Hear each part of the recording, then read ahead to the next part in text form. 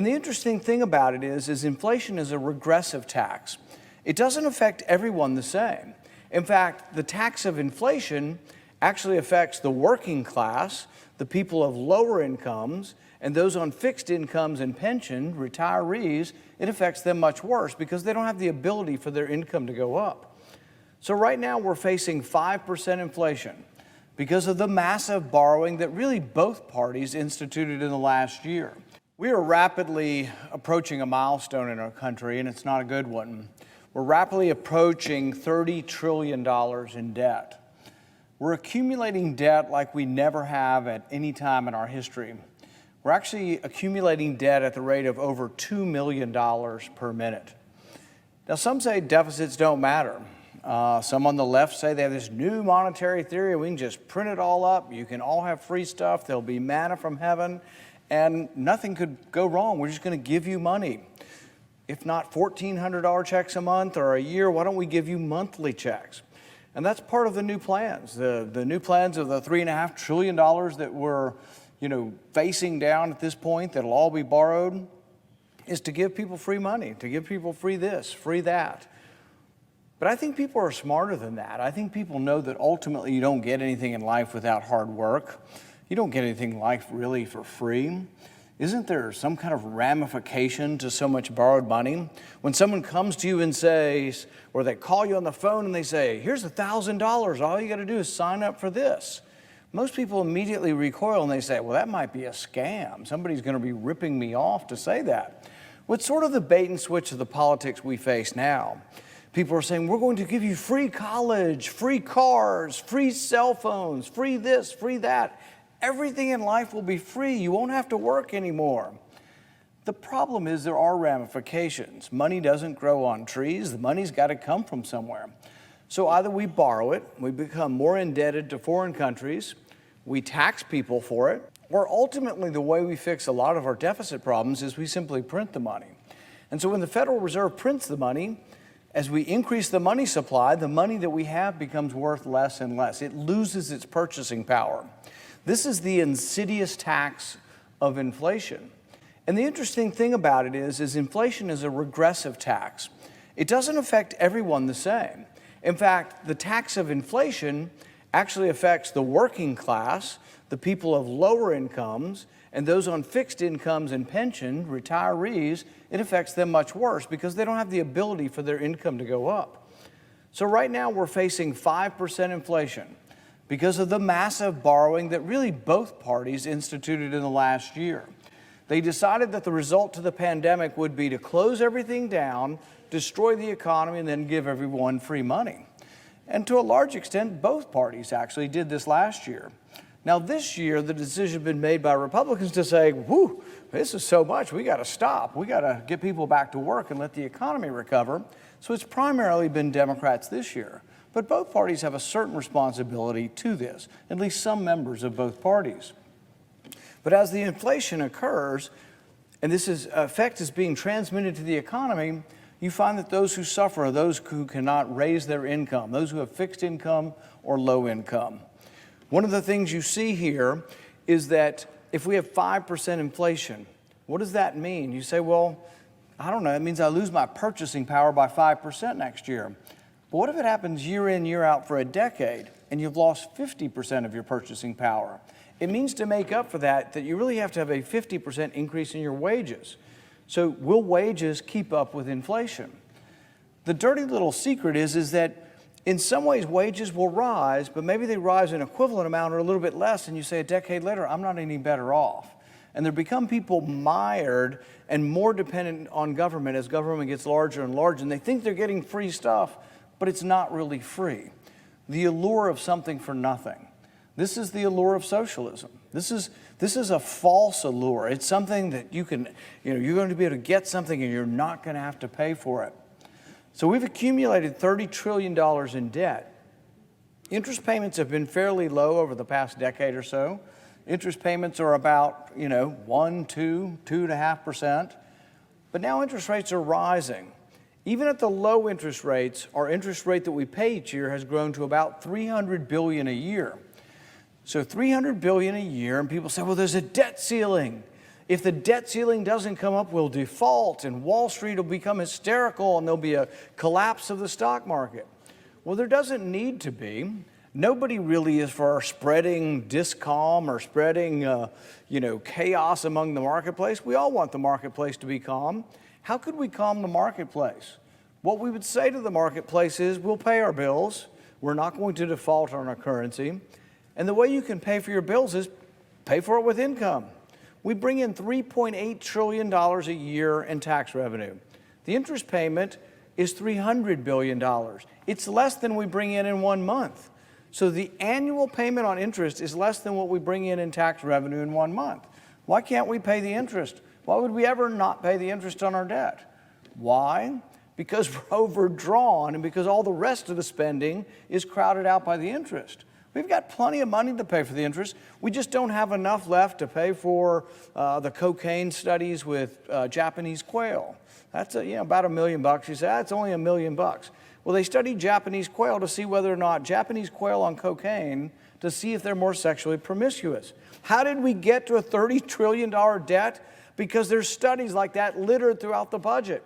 In fact, the group that does these studies, the National Science Foundation, we just increased their budget by 2/3. Mostly Democrats, but once again, many of the big government Republicans voted for this too. So we've exploded the National Science Foundation. Now, was there any warning that the National Science Foundation was one of the most wasteful parts of our government? Well, yeah, since 1972, there was a senator at the time named William Proxmire. He was a conservative or maverick Democrat from the Midwest, and he started an award. He called it the Golden Fleece Award. And the first award he gave was for a study from the National Science Foundation. It was over a study that was $50,000. That was when $50,000 was a lot of money. And the study was to see what makes people happy. Really? And people were aghast that we were spending $50,000 on it. And he complained. He gave him a booby prize, an award, the Golden Fleece Award. And lo and behold, we're still doing it. This same organization last year did a $1.5 million study that if you take a selfie of yourself while smiling and then look at the selfie later on, does it make you happy? That cost $1.5 million. Why do people like each other? Why do people fall in love? These aren't studies for taxpayer dollars, but these are small ticket items. They say, oh, you can never balance the budget on that. Well, what about $70 million spent on a hotel in Kabul that the contractor ran off with the money and it was never built? What about a $48 million gas station, no, strike that, natural gas station in a remote area of Afghanistan? Well, very few, if anybody in the United States has a car that runs on natural gas. Why was the U.S. government building a natural gas station in Afghanistan? Because we've gone woke on the green climate. We are for the green climate. We got to combat climate change and reduce the carbon footprint of Afghanistan. Really? I thought the military was supposed to kill the enemies, defend the country. But we're reducing the carbon footprint in Afghanistan. Somebody put up, I think it was Rod Dreher, put up this the other day. It was a little video clip, and it was tragic, but somewhat hilarious in its tragicness. He said, this is when we lost the Afghan war. And it had a picture of a urinal. I think it was Marcel Duchamp was some Dadaist artist back in like 1917, and I guess he thought it would be really hilarious to put a male urinal in a museum and call it art. And I don't know if it was really art or if it was a joke, but the thing is we're having these Afghan men and women in robes and veils and everything studying Dadaist art, a male urinal, and asking them what they thought of this. And you could see a couple of the women just going and just sort of shaking their head with utter incomprehension. But when we're spending money sending PhDs over to Afghanistan to teach Dadaist art about that a male urinal is somehow art, I think that's why some of them think that we're actually the culture that's in decay, not them. But the thing is we are spending money right and left. The right spends it on military adventure, the left spends it on welfare, and the compromise that always happens around here is right comes together with left, and they all agree to, well, we might as well just spend it on both. So everything goes up. The military budget went up. We already spend more than all of the countries, more than 10 countries combined is our military budget. 750 some odd $billion. Republicans and Democrats just raised it 25 billion more. In the midst of ending a war, where's the peace dividend? What happened? We ended a war. I thought we'd have a little more money left over. So today I tried to take $6 billion that's supposed to go to the Afghan Reconstruction Fund, to the old Afghan government. There is no Afghan government. They've been overrun by the Taliban. I want to have, and I would love for Americans that are watching this, call me today at my office and tell me why the Taliban should get money. But I ask that we take that money away, put it back in the Treasury, spend some of it on the Iron Dome for Israel, and it was objected to by the Democrats because, by golly, they'll spend money, but they don't want to offset it with any spending cuts. Well, really? We should have $0 being sent to any government in Afghanistan. I asked Secretary Blinken about this, and his response was, well, I can't guarantee it, and if they are meeting expectations and they're acting and behaving properly, they might get this money. Really, I don't see a scenario or a world under which U.S. taxpayer dollars would be going to the Taliban. It makes utterly no sense at all. But we have spending that is literally out of control. The only time I've ever heard a Democrat, most of the time they're honest, they don't care about the debt, but the only time I've ever heard them say anything about the debt is, well, it happens because you cut taxes. Well, it's verifiably false. You can go back to the Reagan tax cuts when the rates went from 70 to 50 and then from 50 to 28. You know what happened? The government got more revenue. Because when you tax people less, when you let them keep more of their own money, guess what? Their incentives to produce go up. And the economy grows by leaps and bounds. So when Reagan cut taxes dramatically, the economy responded and grew tremendously. When we cut taxes in 2017, same thing. Revenue didn't go down, revenue went up. So how did the deficit get worse? Why did the deficit get worse? Was it because we cut taxes in 2017? No, it was because we piled on the money. We just are spending money like there's no tomorrow. So before we get to the extraordinary times we live in now, where everything's about COVID and we're just going to spend money like there is no tomorrow, before we got to that, we were borrowing $1 trillion a year. So the main segments of government, Medicare, Medicaid, Social Security, food stamps, other welfare, and military. That probably comprises 3/4 or more of government. If you look at that on an annual basis, before you get to the extraordinary binge of the last 2 years, we were already $1 trillion short every year, $1 trillion short. So last year we added a couple trillion more, and our deficit for the year, for 1 year, was $3 trillion. We've never, ever borrowed that much. There are going to be ramifications. You're already seeing some of the ramifications. You're seeing the prices in the grocery store go up. You're seeing the prices in the pump go up. You're seeing sometimes wages go up, but you're also seeing prices rising faster than wages, which often happens in an inflationary cycle. Some people have trouble comprehending how these numbers, what's $1 billion, what's $1 trillion. Reagan had an analogy he did, and he said that if you want to know how big $1 billion is, take $1,000 bills and put them in your hand. When you have them about 4 inches high, you've got $1 million. But if you want to know how much or how tall a stack of $1,000 would be if you had $1 trillion, it'd be 60 miles high, over 60 miles high. That's what kind of money we're talking about. That was to get to $1 trillion. So we have $1 trillion institutional debt that's added every year. But now we're talking about a time where they're talking about adding in one bill $3.5 trillion. The bill that they have before us has $1 billion in spending for every page. Every page of the bill has an extra $1 billion in spending. It's extraordinary. We've never ever seen anything like this. What happens when a country destroys its currency? We have examples in history. In Germany in 1923, the money was starting to lose its value in about September. And a loaf of bread might have cost 100 marks, where before it cost 1 mark. 2 weeks later, it was 1,000 marks.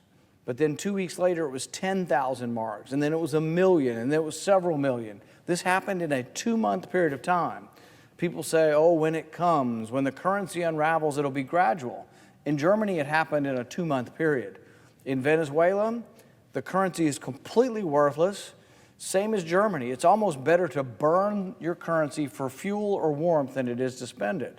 This is what happens when you have runaway spending and out-of-control deficits. Venezuela is one of the richest countries in South America. They have more oil underground than Saudi Arabia. But frankly, socialism doesn't work. Socialism is this borrow and spend. It is this alarming tendency to want to offer everybody everything and say it's going to be free. Many of these things backfire. For the last year, we've been saying, well, oh gosh, we feel sorry for workers, so we're going to pay them while they're unemployed. But guess what? If you pay them more than the market wage, more of them will choose unemployment, and more of them will choose unemployment, and more of them will stay unemployed for a longer period of time. We found this out in the 2008 recession.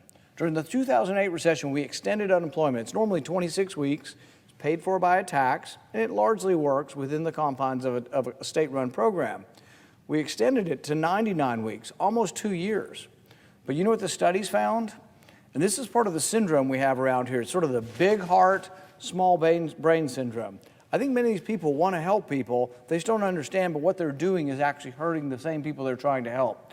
So if you extend unemployment to 99 weeks, and then all of a sudden a guy at 99 weeks or a woman says, I need to get a job, and they go to the employer and they say, I've been out of work for 99 weeks, I've been on unemployment. And the other person applying for the job says, well, I've been out of work 10 weeks, and I'm looking for a job. Who do you think the employer hires? Every time. It's a person out of work 10 weeks. The person out of 99 weeks, they're like, might be something wrong here. We might have gotten to the point where we've lost work ethic. So what have you done to that person that you tried to help? You've actually kept them out of the workplace so long that they become unemployable. After they become unemployable, what do they become? The permanently unemployable, the non-working part. You wonder who this is? 62% of the country is in the working force, 38% is not. These are people permanently out of the workforce. These aren't people who can't work. These are just people for one reason or another are no longer in the workforce. Now, some of them can be people who can't work. We have sympathy for that. But many of them are people who just stayed out of work too long or took the wrong incentives or became addicted to drugs or alcohol because they weren't working. So there are things we can do in our country, but if we're not careful, it's going to slip away from us. I don't want our country to be Venezuela. I don't want our country to destroy its currency.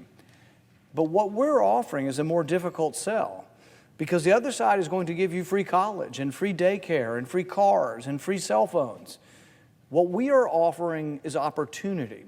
What we're offering is the freedom to try to strive. We're offering equality before the law, not equality of outcome after you've done your work, after you've tried to participate. Equality before the law.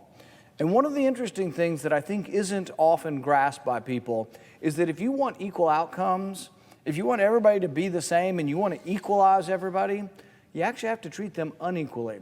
And in our country, it took a while, but we've gotten to the point where people truly believe in the concept of equality before the law.